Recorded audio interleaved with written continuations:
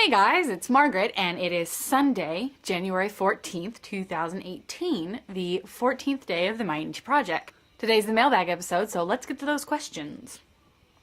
The first comment is from Brandy, and she left a comment on the Engimono video about your associated zodiac years. So Brandy said, for our family zodiacs with associated elements, I am a metal rooster, Ryan is a water dog, Alora is a water dragon, and their new baby is going to be a fire rooster. Do you know your associated element? Okay, so I didn't know my associated element. In Japan, they don't really talk about the elements as much, but I used to work with a Chinese woman and she tried to tell me a little bit about what that all means. I didn't quite get it, so I had to re-research it. Let me go ahead and read off.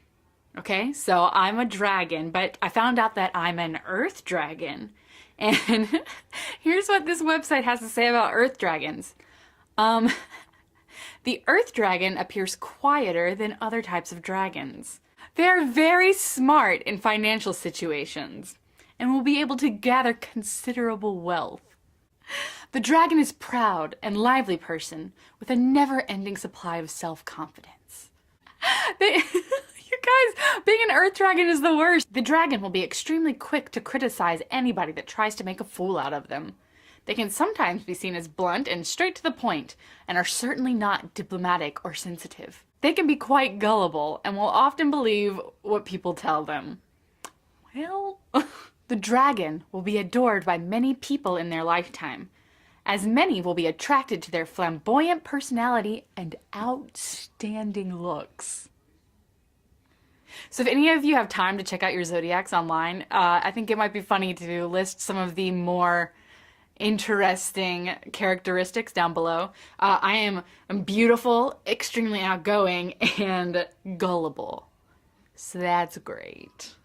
I'm in the illustrious company of such famous dragons as Andy Warhol, Keanu Reeves, Ringo Starr, Shirley Temple, and Courtney Cox. Okay, and for the second letter in our mailbag, we have a question from Hilda. Hilda says, are there any popular American shows that people in Japan currently watch? Okay, so it's kind of difficult to talk about things that are currently being watched by Japanese people. Most of the foreign media imports take a long time to process because they're doing subtitles and dubs and they have to get licensing agreements. So a lot of the times the dramas that people are watching are really, really old.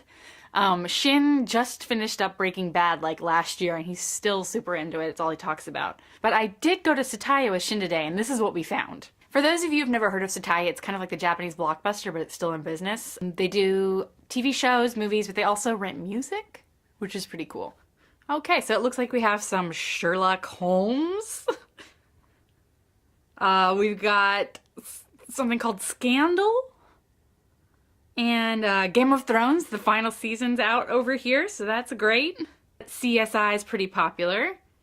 Gotham, which I guess is some sort of precursor to Batman, and Arrow, and so I guess a lot of the superhero stuff is pretty big over here too. And then something called Blacklist. Oh, and I see The Walking Dead season 7.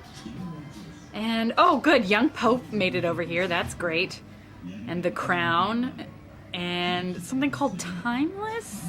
Oh man, you guys, Orange is the New Black. And American Gods, you guys, I can't believe they have American Gods. I mean, okay, so that's what seems to be popular right now in Japan, but if any of you have any recommendations, especially from the available titles that you saw, please let me know. I have seen American Gods, and I have seen Orange is the New Black, but other than that, are there any of those shows that you would recommend? Let me know. Okay, you guys, that's it for today. Thank you so much to Brandy and Hilda for asking questions. I really appreciate it. And I will talk to you guys soon. Bye.